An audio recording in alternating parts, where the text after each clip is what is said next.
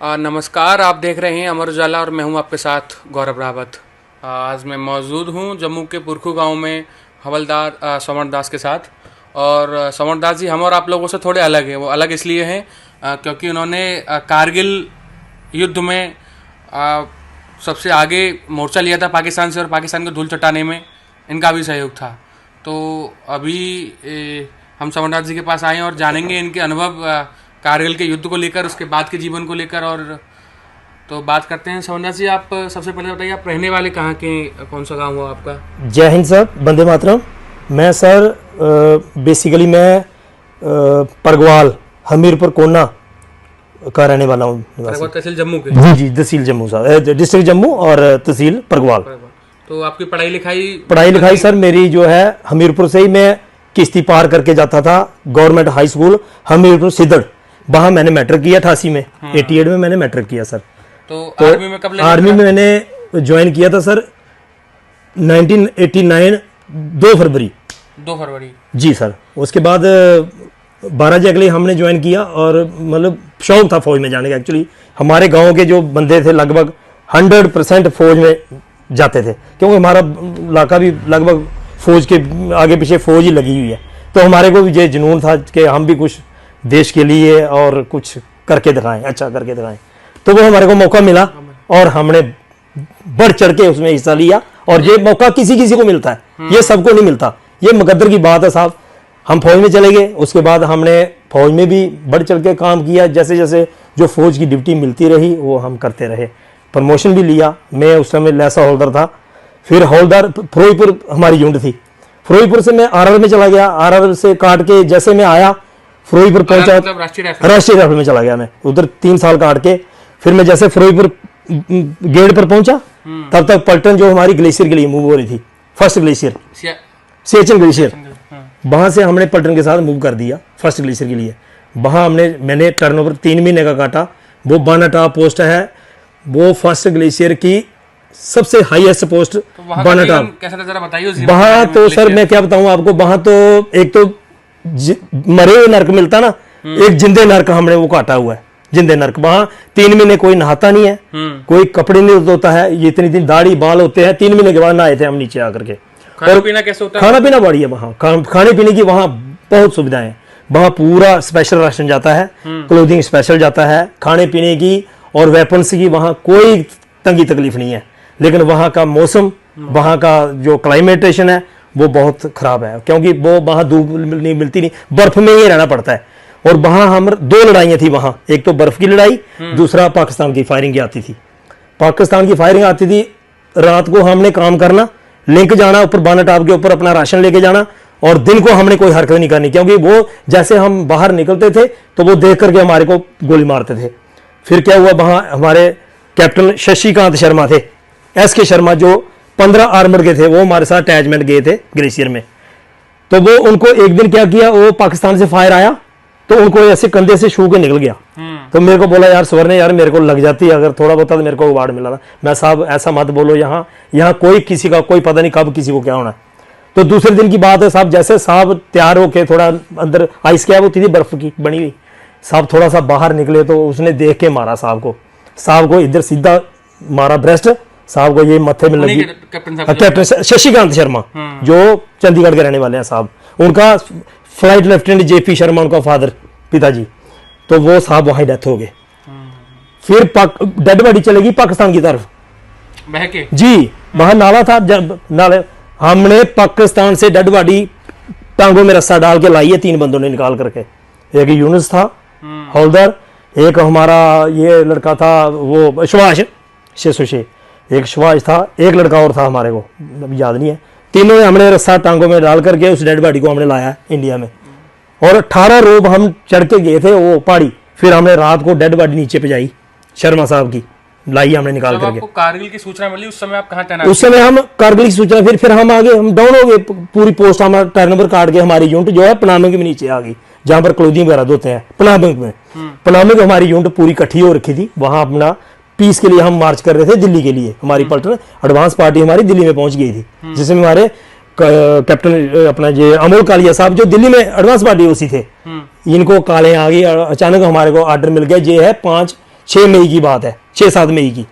हम पनामिंग में थे, हमारे को अचानक हमारी यूनिट को ऑर्डर मिला कि आपने यहाँ रातों रात अभी बटालियन में मूव करना है, पूरी पलटन ने। तब आपको आइडिया था कि क्या हुआ, जंग की आपको सूचना थी उस समय? हालात कुछ नहीं, अचानक कुछ नहीं पता था हमारे को। अचानक ये ऑर्डर मिला हमारे को ब्रिगेड से कि आपने पूरी पलटन ने रातों रात आपने बटालियन सेक्टर में मूव करना है। हमारी पलटन 12 जैक लाई, रातों रात ट्रक लग गए, फौज की गाड़ियां लग गई, रातों रात कांडभाई लगे, रातों रात मार्च कर दिया हमने।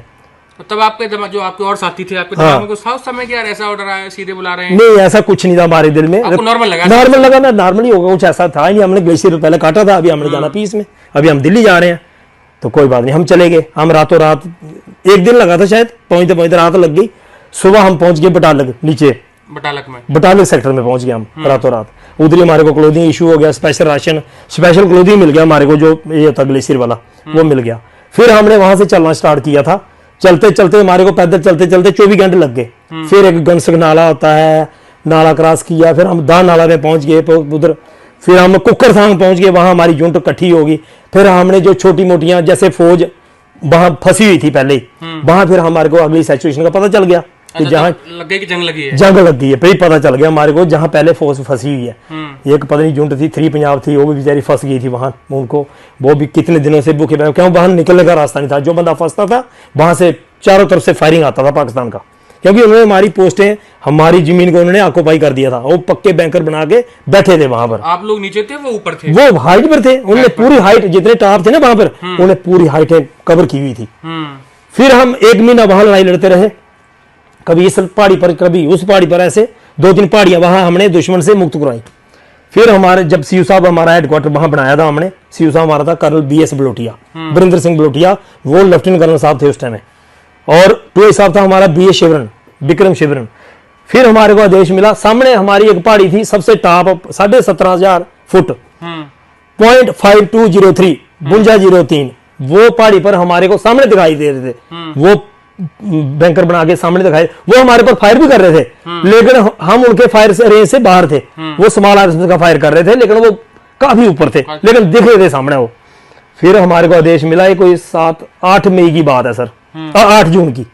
8 जून रात को हमारे को सीयू साहब ने टास्क दिया, ये हम 2 अफसर, 2 JCO और कोई 33 बार हम चढ़े हैं ऊपर, जिसमें अफसर उस समय मेजर था सजीव दत्त साहब, कैप्टन अमोल कालिया, सूबेदार बहादुर सिंह, सूबेदार नरेंद्र सिंह साहब, 2 अफसर, 2 JCO, 33 बार हम अदर रैंक जो होते हैं फौज के PB वार्स, वो हम चढ़े रात को। जिसमें संसार सिंह चौधरी, इनके पास LMG थी, मेरे पास MMG थी, मीडियम मशीन गन, जिसका ट्राईपाड था 14 किलो का, और 2 मेरे पास बेल्ट बॉक्स थे। मेरे साथ मेरा 2 था दर्शन, वो भी वहीं शहीद हो गया। और लियाकत था नंबर 3, हमारे पास बेल्ट बॉक्स थे, जो MMG के ऊपर बेल्ट लगता है राउंड का, वो 2 बेल्ट बॉक्स थे मेरे पास। अपना पर्सनल वेपन था मेरे पास कार्बन। तो हम रात को चढ़ना शुरू किया, पाकिस्तान चढ़ना किया, तो उसके बाद में सपोर्ट फायर दिया हमारे को RT ने, हमारी अपनी इंडिया की RT ने सपोर्ट फायर दिया। हम रात को चलते गए, जंगल, मतलब नंगे पैर, नंगे पहाड़ियां, वो अंधेरी रात पत्थरों के बीच में। उससे पहले हम 1 महीने से चल रहे हैं। चलते चलते चलते हम 8 को हम, मतलब 9 को हम सुबह पहुंच गए पहाड़ी के नीचे बेस पे, वो जो 0.5203 के नीचे बेस में पहुंचे हम, और पूरी रात चलते रहे। फिर हमने क्या किया, वहां से चलना स्टार्ट किया दिन में। हम रात को चलते गए, जंगल, मतलब नंगे पैर, नंगे पहाड़ियां, वो अंधेरी रात पत्थरों के बीच में। उससे पहले हम 1 महीने से चल रहे हैं। चलते चलते चलते हम 8 को हम, मतलब 9 को हम सुबह पहुंच गए पहाड़ी के नीचे बेस पे, वो जो 0.5203 के नीचे बेस में पहुंचे हम, और पूरी रात चलते रहे।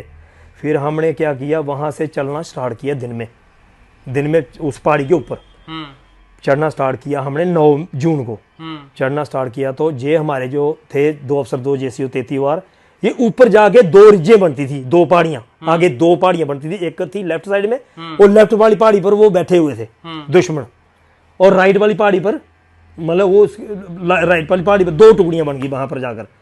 राइट वाली पहाड़ी पर ये संसार सिंह चौधरी हो गया हमारा, इसमें एक हमारे सूबेदार नरेंद्र साहब, सूबेदार बहादुर साहब, उसके बाद में ये संजीव दत्त साहब जो मेजर साहब थे, ये दाएं वाली पहाड़ी पर हो गए।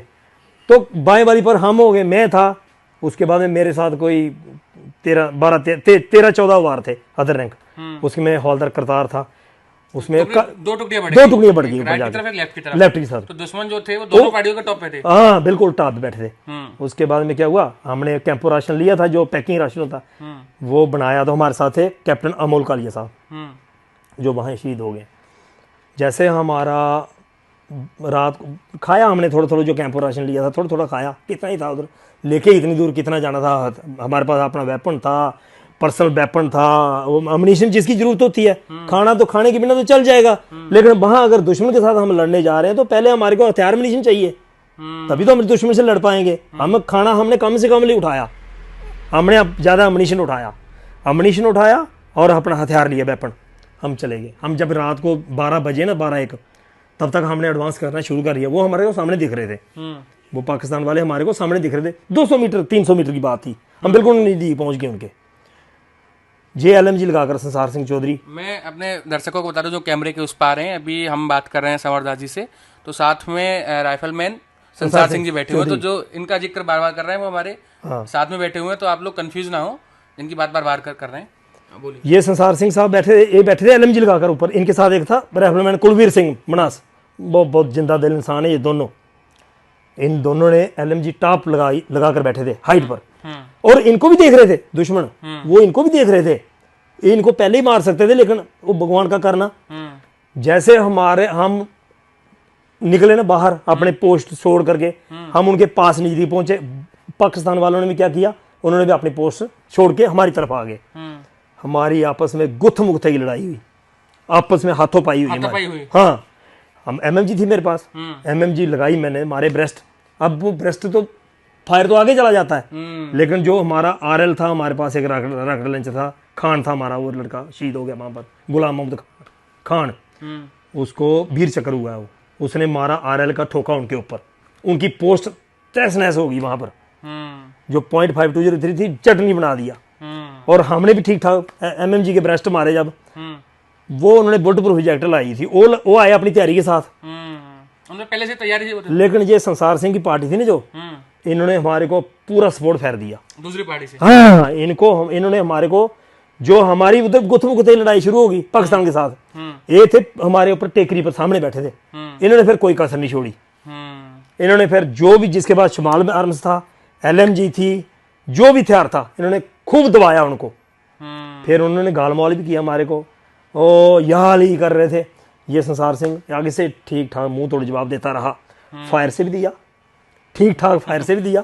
इनके पास 15 मैगजीन लेकर गए थे, खाना पीना कम था, लेकिन अम्युनिशन ठीक ठाक बैग भरे थे, 40-40 किलो अम्युनिशन लेकर गए थे साथ में उठाकर।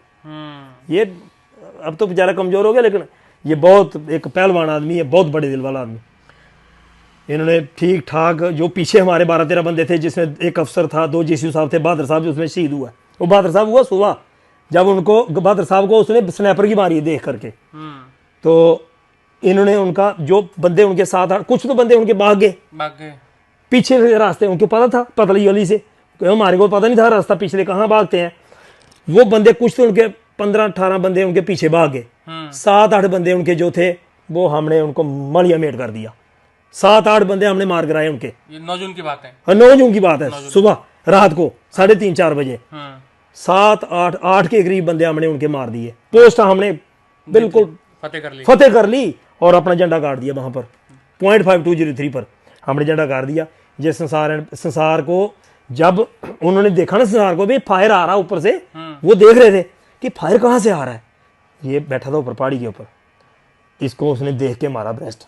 संसार को मारा तो पता नहीं कितने बार होगा। इन्होंने अपने आप को बचाते हुए हमारे को पूरा सपोर्ट फेर दिया, और हमारे जो बंदे बचकर आए वहां से, इन लोगों की बदौलत बच के आए। इन लोगों ने अपना शेर दिया। जख्मी हुए मेरे को 2 गोलियां लगी हुई हैं। जी हाँ, 9 जून को जो बता रहे हो, 2 गोलियां मेरे को कंधे में लगी हुई है, लेफ्ट शोल्डर में मेरे 2 गोलियां लगी हुई हैं। मेरा कंधा ये फ्रैक्चर है, और ये मेरे को घुटने में भी मेरे को ये पत्थर भी लगे हुए हैं, और स्प्लेंडर भी लगे हुए हैं घुटने में भी। तो एक चीज बताइए आप मुझे, आप उस दौरान आप थे मौके पे, हम लोग तो यहाँ बातें कर रहे हैं, लेकिन उस दौरान सीन अलग था। सामने से गोली आ रही है, बिल्कुल, और आपके जो साथी संगी साथी हैं वो शहीद भी हो रहे थे। बहुत उन लोगों को भी आप मार रहे थे, लेकिन आपके साथ तो उस समय क्या मनोदशा होती है क्या इंसान के दिमाग में होता है? देखो हम जब चले थे ना, हमारे दिल में यही था, आज जिस मुद्दे पर हम जिसके लिए हम भर्ती हुए ना, देश के लिए, और हम बड़े खुशी से, हमें पता था दुश्मन बैठा है, वो कोई खंड खीर तो आगे कोई पूड़ी कड़ा तो मिलने वाला नहीं है, अब जो होगा सो देखा जाएगा, और हम खुशी से गए। और मैं तो ये बोलता हूँ कि अभी भी मुझे मौका मिले तो देश के लिए हम कुछ और करेंगे, लेकिन जो हमने किया है जी जान लगा के किया है, और ये मौका बड़ी कम लोगों को मिलता है, और हमें बड़ा फक्र महसूस होता है, बड़ा सुकून महसूस होता है। जंग खत्म होगी, हम लोग जीत गए, तो जैसे बताया आपके संगी साथी कई लोग शहीद हुए तो हमारे बाद क्या जरा बताएंगे आप जंग के बाद का? जंग के बाद देखो मिलना हुआ होगा आप लोगों हाँ, मेरे को तो बहुत देखो, मैं आया फिर उसके बाद में पहले आया 2121 फील्ड एम्बुलेंस है कारगिल में, वहां मैं एडमिट हुआ, वहां संसार सिंह ये इनका फर्स्ट एड हो गया था। उसके बाद मेरे को फर्स्ट एड मिला, हेली ने लाया मेरे को 72 घंटे के बाद फर्स्ट एड मिला। मेरा ये खून है ना साहब, ये पूरा निकल गया, मेरा 72 घंटे के बाद मेरे को फर्स्ट एड मिला, मेरे को 2 गोलियां लगी हुई, मेरे को 72 घंटे के बाद मेरे को फर्स्ट एड मिला, मेरे को उठा के लाया, फिर मैं वहां एडमिट हुआ, वहां आ गया 92 BH श्रीनगर में, वहां हमारे को मिलने के लिए आया हमारे प्राइम मिनिस्टर अटल बिहारी वाजपेयी जी। अच्छा, पीएम साहब खुद मिलने आए? मेरे खुद मेरे को ऐसे करके बोला, मेरे को बोला बेटा आर्मी हॉस्पिटल, हाँ अभी भी वो वीडियो निकाला जाए अगर वो 92 BH का, तो मेरा फोटो आएगा, मेरा कोने पे बैठा था, मैं उधर लेटा हुआ था। क्या बोला? बोला ऐसे बच्चे होने चाहिए जो देश के रक्षक, जो ऐसे सैनिक चाहिए हमारे को, जो इन्होंने फतेह किया और पाकिस्तान को धूल चटाया, ऐसे जवान चाहिए मुझे। सोनिया गांधी पीछे खड़ी, सोनिया गांधी भी थी? हाँ, उनके पीछे सोनिया गांधी खड़ी, अटल बिहारी वाजपेयी साहब जो उन्होंने मेरे को पीठ थपथपाई, बोला ये ऐसे जवान चाहिए मेरे को। उसके बाद फिर मैं दिल्ली में आ गया, वहाँ दिल्ली में बैटल कैजुअल की लग RR हॉस्पिटल में थी, बेस हॉस्पिटल में मैं 6 महीने वहाँ रहा।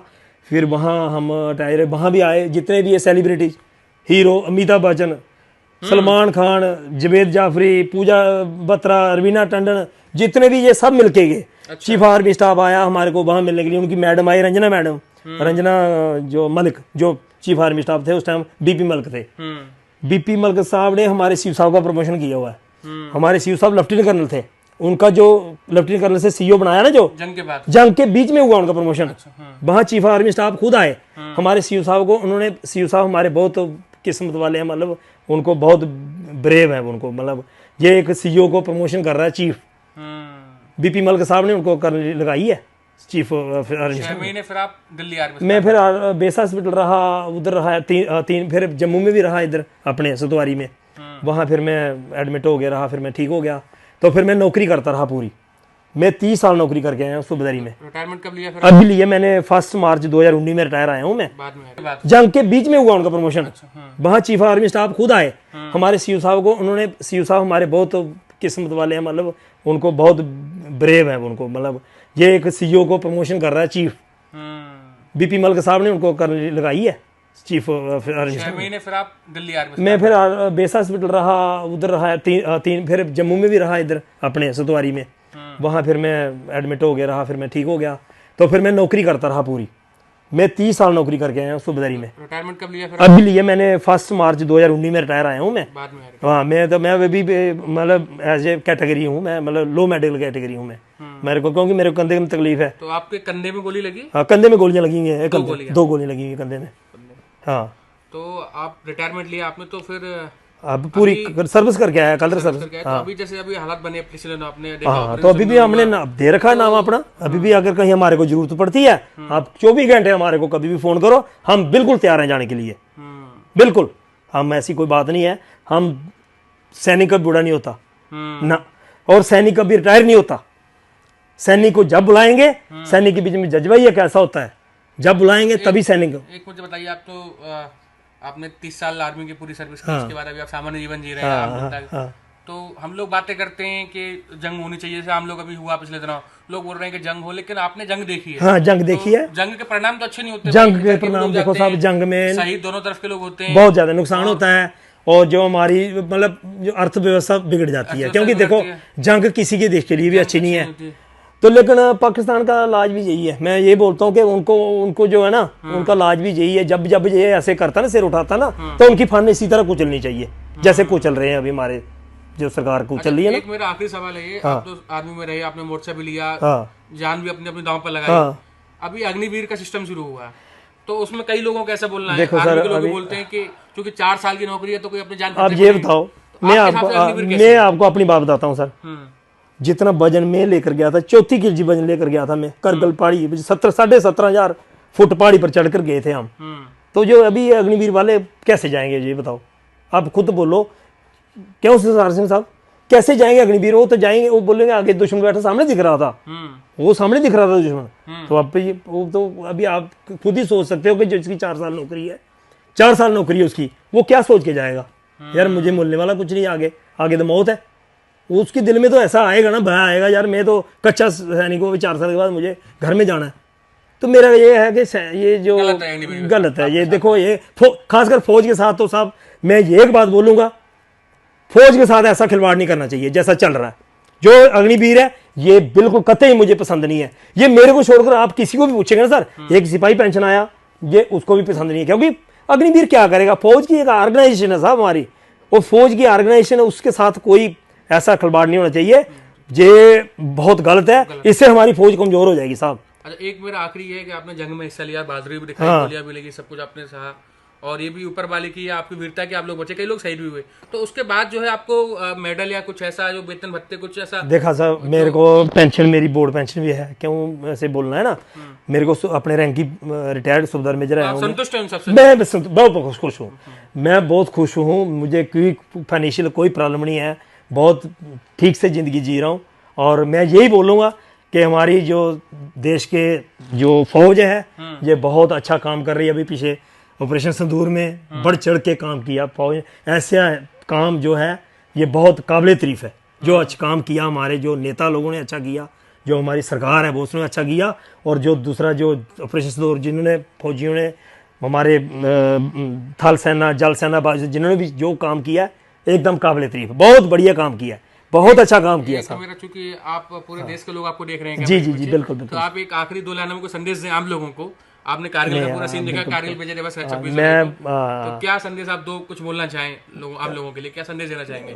एज आप सैनिक रहे हैं जी जी, तो अब भी मैं तो आपको अब भी सैनिक मानता हूँ। हाँ बिल्कुल बिल्कुल बिल्कुल, soldier is never on holiday. हाँ बिल्कुल तो बिल्कुल। आप क्या संदेश देना चाहेंगे? मैं तो ये देना चाहता हूँ कि हमारे देश के जो भी, चाहे वो हिंदू है, चाहे मुसलमान, चाहे किसी भी वो है कम्युनिटी का, एकता भाईचारा रहना चाहिए, एकता रहनी चाहिए। एकता में ही हमारी पहचान है और एकता में ही हमारी मजबूती है।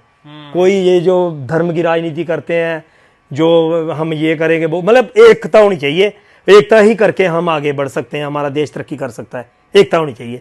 देखो राजनीति करो आप, कोई किसी पार्टी का, कोई किसी पार्टी का, जब कोई फौज जहाँ लड़ाई लड़ रही है, जहाँ ऑपरेशन सिंदूर था, बीच में दुनिया सवाल जवाब करती है, इन्होंने ये किया, आप क्यों फौज के ऊपर मत उठाओ, फौज के ऊपर मत उठाओ। राजनीति आप नहीं करो, लेकिन देश के लिए, देश के मामले में कतई बर्दाश्त नहीं है। कारगिल के समय हुआ, हाँ ये देश के नहीं, कारगिल में नहीं हुआ, ये अभी सिंदूर के तो सब लोग एक थे। इसी तरह होना चाहिए, जैसे मतलब जैसे लड़ाई लगी है देश के बीच में, अभी हमारी लड़ाई लड़ी है पाकिस्तान के साथ, जहाँ चाइना के साथ लग गई, उसमें ये राजनीति पार्टी ने ये नहीं करना चाहिए कि सबूत मांगने, ये करना वो करना। फौज जो कर रही है उसको, फौज को सबूत देने की जरूरत नहीं है। फौज जो कर रही है अपनी जी जान लगा के अपना काम कर रही है, देश के ऊपर मतलब निशावर कर रही है अपनी जान। तो मतलब कभी ये सबूत, ये करना वो करने, मतलब फौज अच्छा, फौज के साथ कोई ऐसा सवाल जवाब नहीं होना चाहिए। फौज अपने तरीके से काम करती है और वो हमेशा विजय हासिल करती है। फौज हमारी इंडियन आर्मी की फौज हमेशा विजय ही करेगी।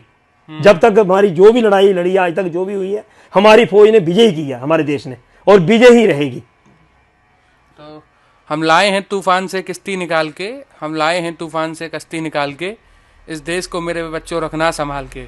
तो हमारे साथ थे हवलदार समर दास, उन्होंने अपने अनुभव बताए कारगिल युद्ध के कि कैसा माहौल था, कैसा मंजर था, और नेताओं को खास करके इन्होंने संदेश भी दिया कि अपनी राजनीति अपनी जगह, लेकिन सेना को राजनीति के बीच मत घसीटिए।